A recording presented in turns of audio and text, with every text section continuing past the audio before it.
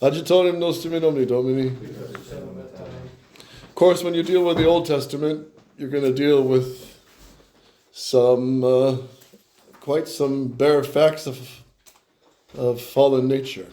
All right, we're on chapter 31, right? Jacob's departure. He is pursued and overtaken by Laban. They make a covenant. Take it, Anthony. But after that he had heard the words of the sons of Laban, saying, Jacob hath taken away all that was our father's, and being enriched by his substance is become great. And perceiving also that Laban's countenance was not towards him as yesterday and the other day, especially the Lord saying to him, Return into the land of thy fathers and to thy kindred, and I will be with thee. He sent and called Rachel and Leah into the field where he fed the flocks, and said to them, I see your father's countenance is not towards me as yesterday and the other day, but the God of my father had been with me. And you know that I have served your father to the uttermost of my power. Yea, your father hath also overreached me, and hath changed my wages 10 times, and yet God hath not suffered him to hurt me. If at any time he said, The speckled shall be thy wages, all the sheep brought forth speckled. But when he said on the contrary, Thou shalt take all the white ones for thy wages, all the flocks brought forth white ones. And God hath taken your father's substance and given it to me. For after the time came of the ewes conceiving, I lifted up my eyes, and saw in my sleep, that the males which leapt upon the females were of divers colors, and spotted and speckled. And the angel of God said to me in my sleep, Jacob. And I answered, Here I am.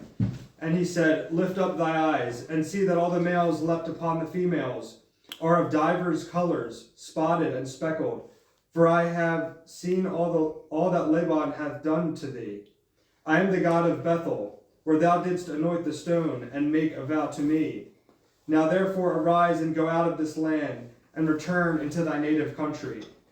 And Rachel and Leah answered, Have we anything left among the goods and inheritance of our father's house?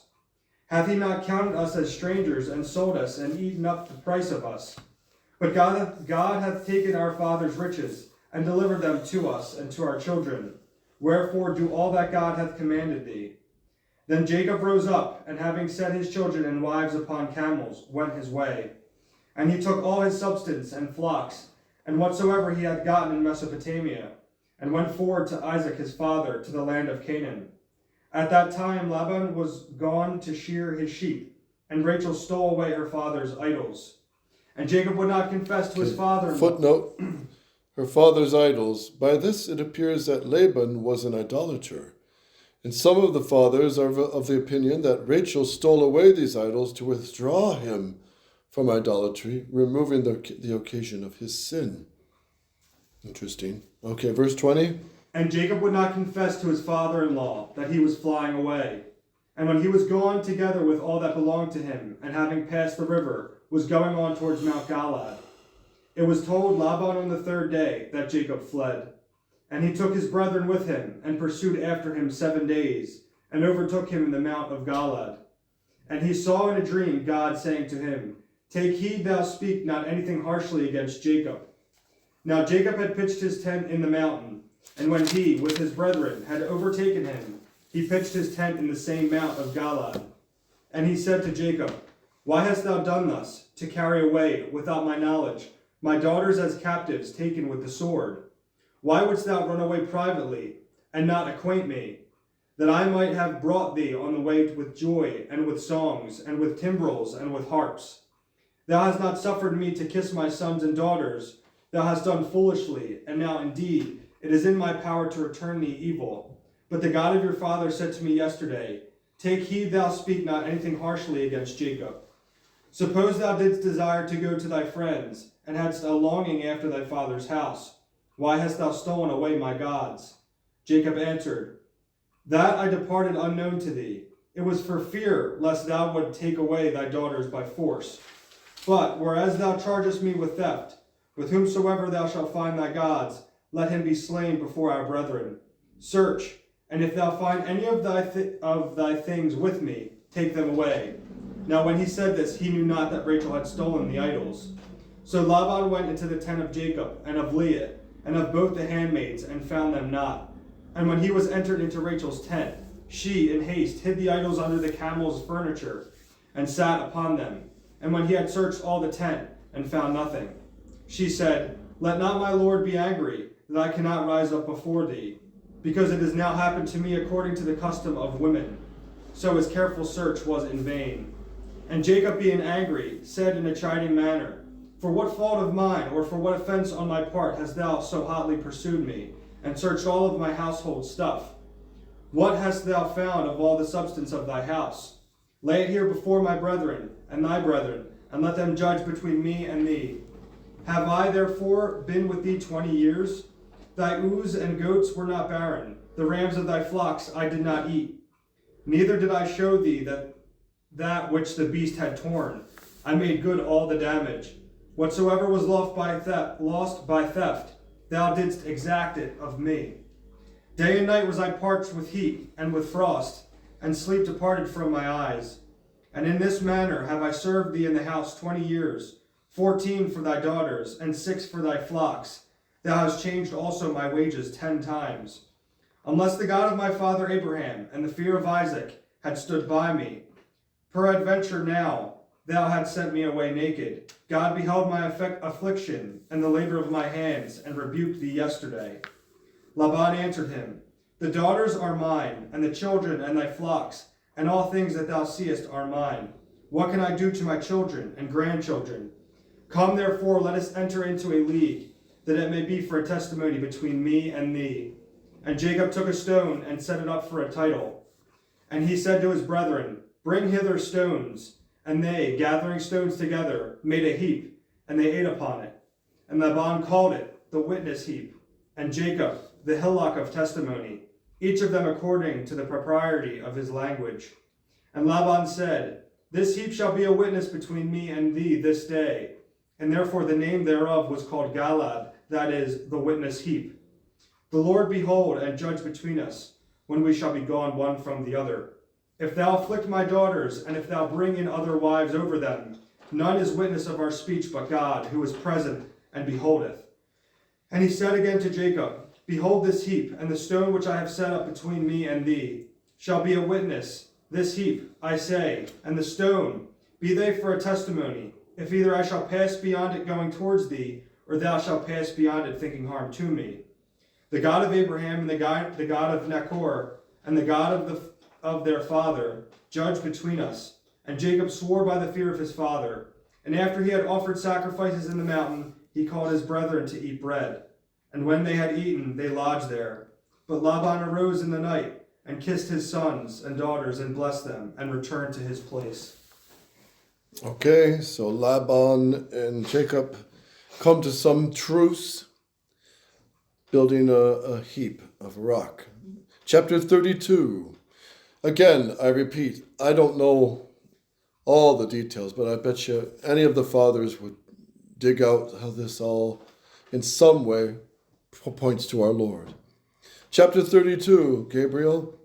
Jacob's vision of angels, his message and presence to Esau, his wrestling with an angel.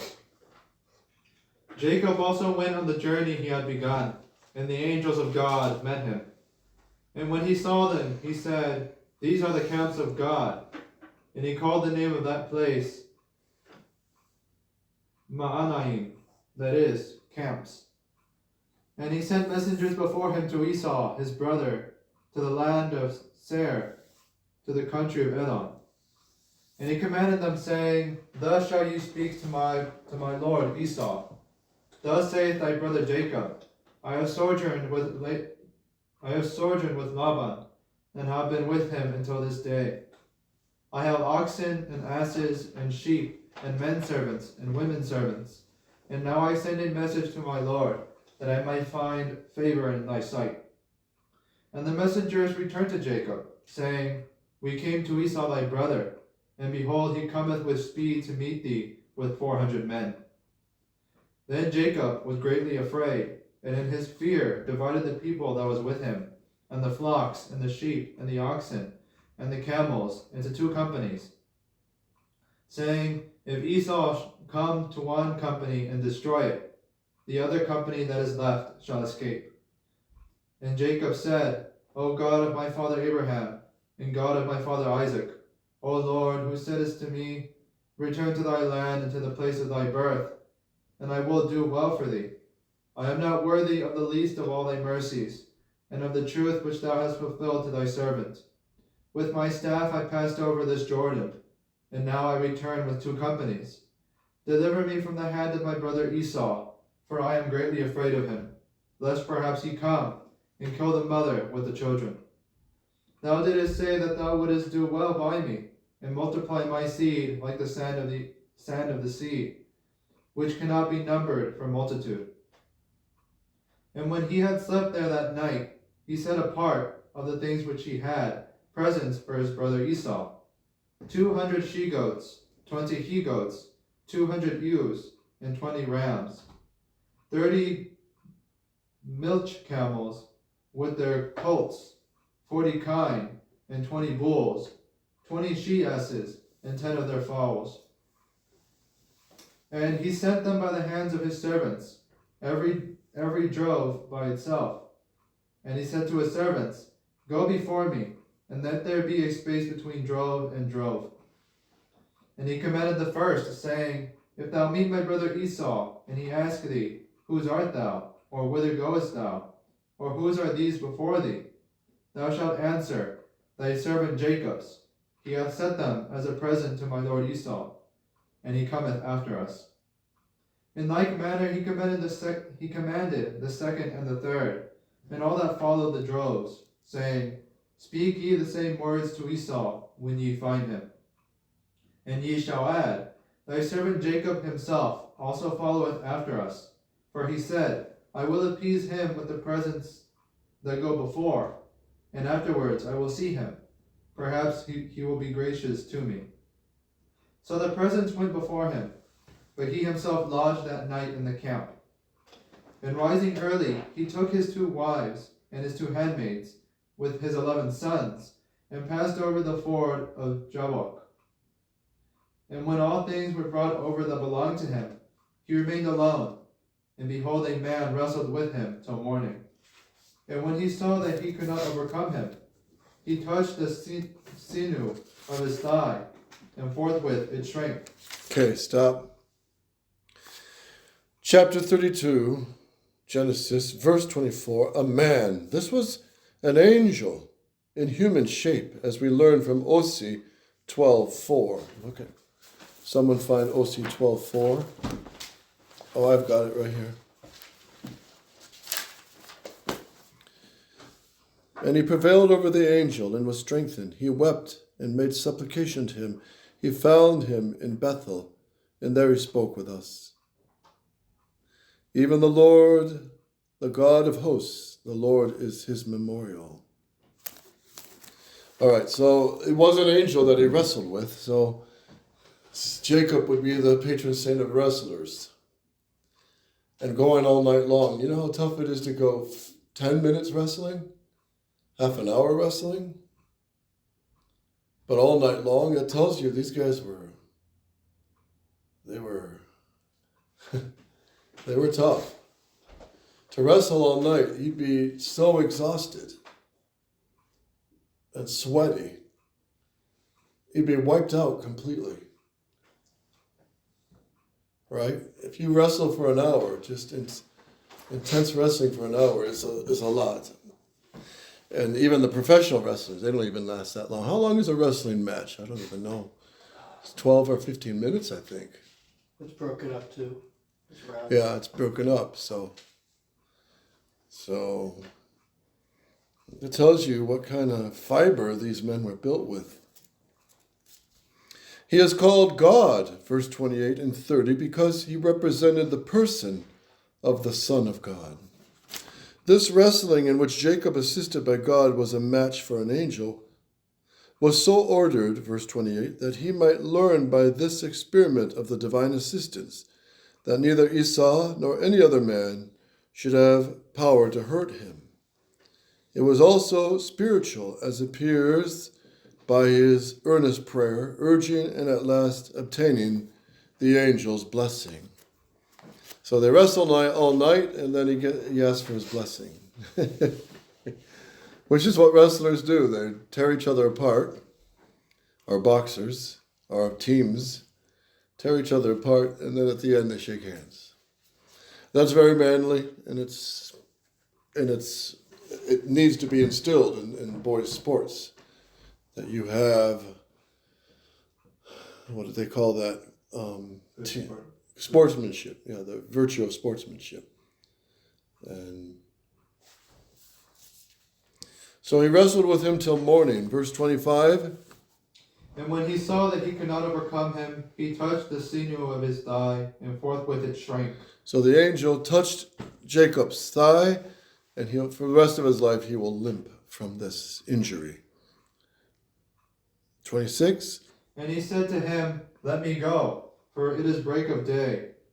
He answered, I would not let thee go, except thou bless me. And he said, What is thy name? He answered, Jacob. But he said, Thy name shall not be called Jacob, but Israel. For if thou hast been strong against God, how much more shalt thou prevail against men? Jacob asked him, Tell me by what name art thou called? He answered, Why dost thou ask my name? And he blessed him in the same place. And Jacob called the name of the place Phanuel, saying, I have seen God face to face, and my soul has been saved. Yeah, so Jacob wrestled with an angel of God. An angel of God. That's quite a powerful story here. And again, I would love to know what the fathers of the church would see in this. But that's another. All these treasures, we'd have to dig them out. Dig them out. The kingdom of heaven is like a treasure hidden in a field. So we got to dig for that. Or what does our Lord say? Search the scriptures. Search the scriptures. So he encourages us to dig, to find out what these really mean. So if any of you ever bump into these and find out what the fathers of the church actually say, well, bring it up in scripture class and you can share it, because those are all pearls of great wisdom. And then, where are we? Verse 31. Go on. And immediately the sun rose up upon him, after he was past Phanuel, but he halted on his foot. Therefore the children of Israel unto this day eat not the sinew that shrank in Jacob's thigh, because he touched the sinew of his thigh, and it shrank. Yes, chapter 33. Jacob and Esau meet. Jacob goeth to Shalem, where he raises an altar. So Jacob, here again, Jacob, like Abraham, they prefigure Christ. So, and Shalem, Yerushalem, is the vision of peace. So that's Jerusalem, where Christ will go to set up his altar of the Cross. Yes, and the first Mass.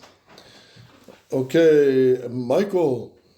And Jacob, lifting up his eyes, saw Esau coming, and with him 400 men. And he divided the children of Leah and of Rachel and of the 2 handmaids. And he put both the handmaids and their children foremost, and Leah and her children in the second place, and Rachel and Joseph last. And he went forward and bowed down with his face to the ground 7 times until his brother came near. Then Esau ran to meet his brother and embraced him, and clasping him fast about the neck and kissing him, wept. And lifting up his eyes, he saw the women and their children, and said, What mean these? And do they belong to thee? He answered, They are the children which God hath given to me, thy servant. Then the handmaids and their children came near and bowed themselves.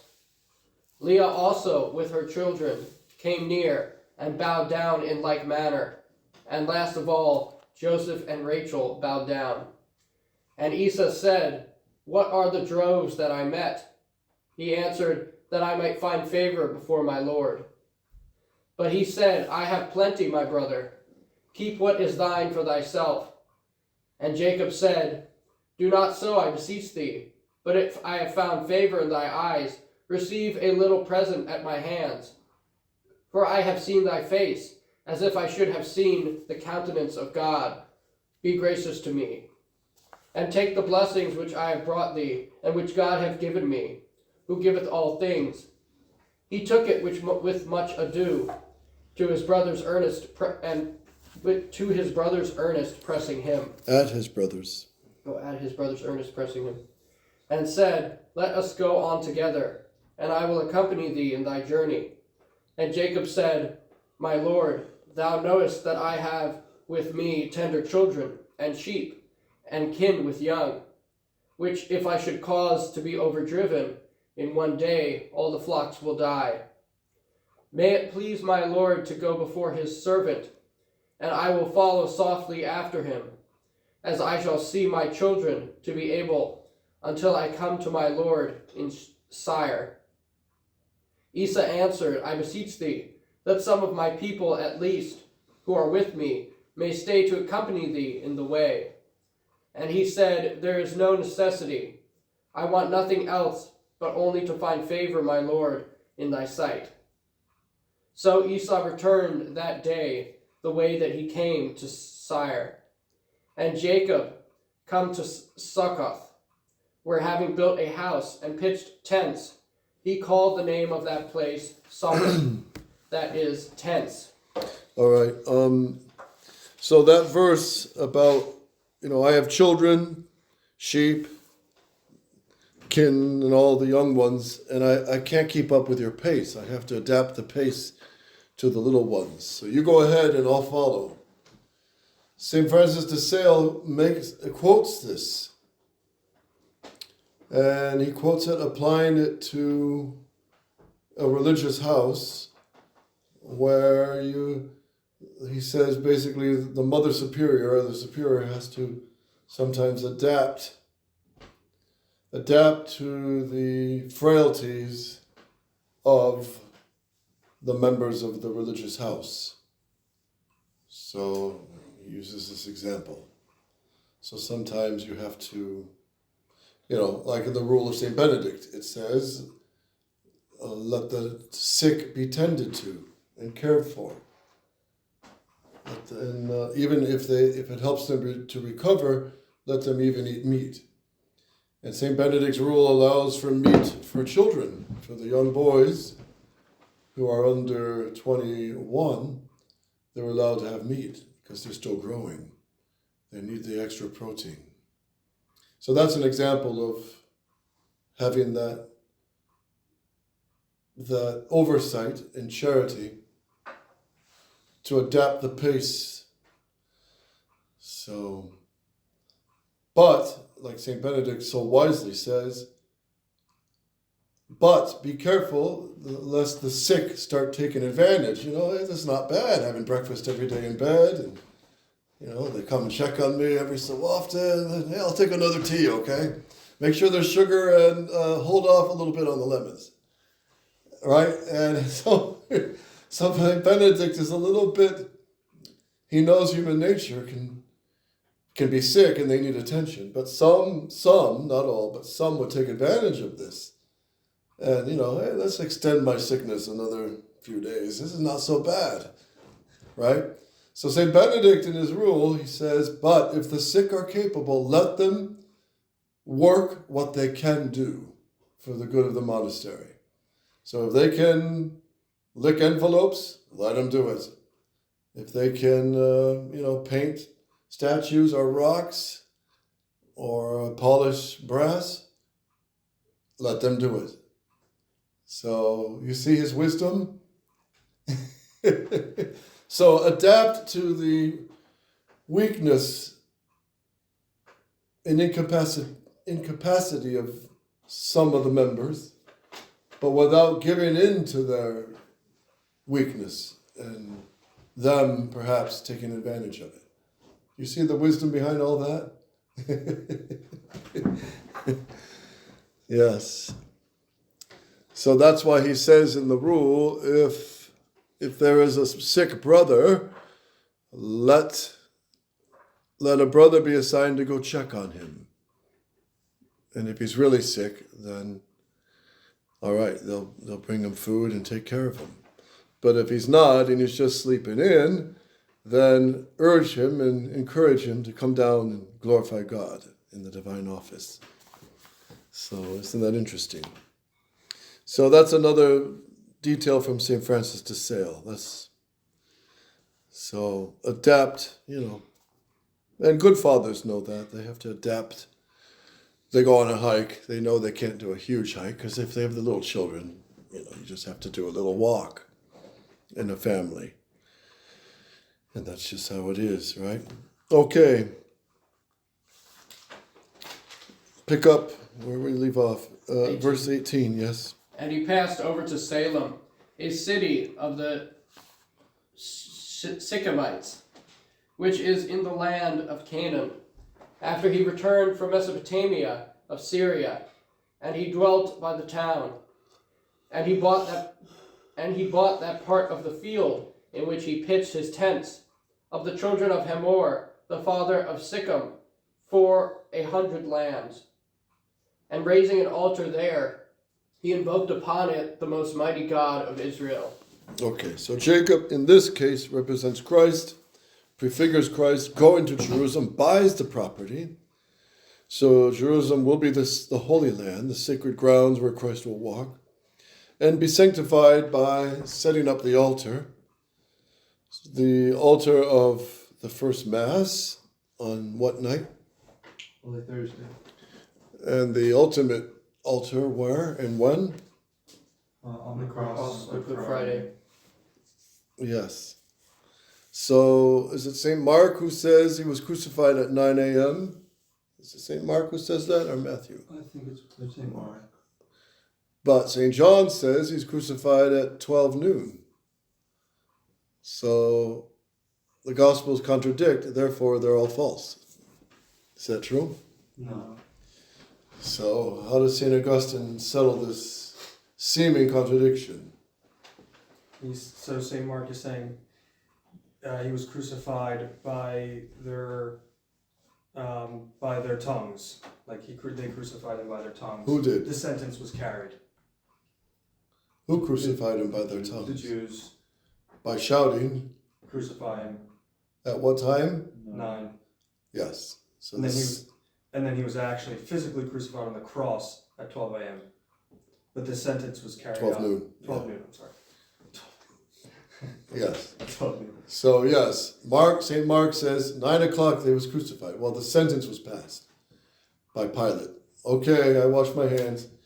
Go ahead and crucify him. Why? Because the Jews were demanding it. Crucifige, crucifige. Did you hear that at Passiontide or during the Holy Week? Yes. What do you think of those melodies? I'm familiar with most of them, I think. What do you think of those melodies? They're very beautiful. They're very fitting for the reading of the Passion. Yeah. Yeah, it's supposed to be 3 priests or 3 deacons who can actually sing and sing beautifully, but the melody is still beautiful. And you know what they did drop in 62? They dropped the last part where you take incense the gospel, at least on Palm Sunday.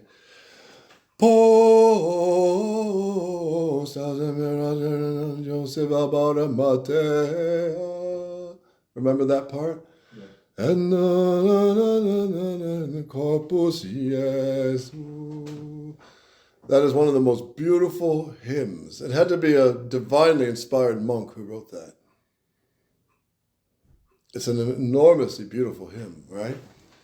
It's like the frosting on Holy Week, and they dropped that. So I repeat, even Archbishop Lefebvre in the seminaries, they kept that. They didn't drop it. They kept the old pre-55 melody. So you see, even Archbishop Lefebvre never strictly kept the 62, and even the 55. He kept some parts of the pre-55. That's why one of the Bishop Dolan, before he died, he has an article about all this, and he says that's why there was no real liturgical rite of Icon. It was a mishmash of many things. But it was the Tridentine Mass, obviously. So, anyway. Chapter 34 of Genesis. Dinah is ravished, for which the Sychemites are destroyed. Read on, Anthony. And Dinah, the daughter of Leah, went out to see the women of the country. And when Sichem, the son of Hamor the Hivite, the prince of that land, saw her, he was in love with her, and took her away, and lay with her, ravishing the virgin. And his soul was fast knit unto her, and whereas she was sad, he comforted her with sweet words. And going to Hamor his father, he said, Get me this damsel to wife. And when Jacob had heard this, his sons being absent, and employed in feeding the cattle, he held his peace till they came back. And when Hamor the father of Sichem was come out to speak to Jacob, behold, his sons came from the field, and hearing what had passed, they were exceeding angry, because he had done a foul thing in Israel, and committed an unlawful act in ravishing Jacob's daughter. And Hamor spoke to them, The soul of my son Sichem has a longing for your daughter. Give her him to wife, and let us contract marriages one with another. Give us your daughters, and take you our daughters, and dwell with us. The land is at your command. Till, trade, and possess it. Sichem also said to her father and to her brethren, Let me find favor in your sight, and whatsoever you shall appoint, I will give. Raise the dowry, and ask gifts, and I will gladly give what you shall demand. Only give me this damsel to wife. The sons of Jacob answered Sichem and his father deceitfully, being enraged at the deflowering of their sister. We cannot do what you demand, nor give our sister to one that is uncircumcised. Okay, hold on. The sons of Jacob answered Sichem and his father deceitfully. Footnote, chapter 34, verse 13, deceitfully. The sons of Jacob on this occasion were guilty of a grievous sin as well, by falsely pretending religion as by excess of revenge, though otherwise their zeal against so foul a crime was commendable. So what precisely is their sin?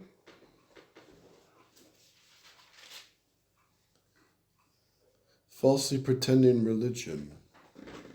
So I guess they're angry, but it's more out of revenge than for religious reasons. Is it because they're using religion as a tool? Yes, I think that's what it means. Yeah. All right. So they're pretty angry with this. What's this guy's name? Hamor? Sichem. Sichem? That's the one that ravished Dinah. Shechem would be probably the right pronunciation. Shechem. But anyway, go on, 14.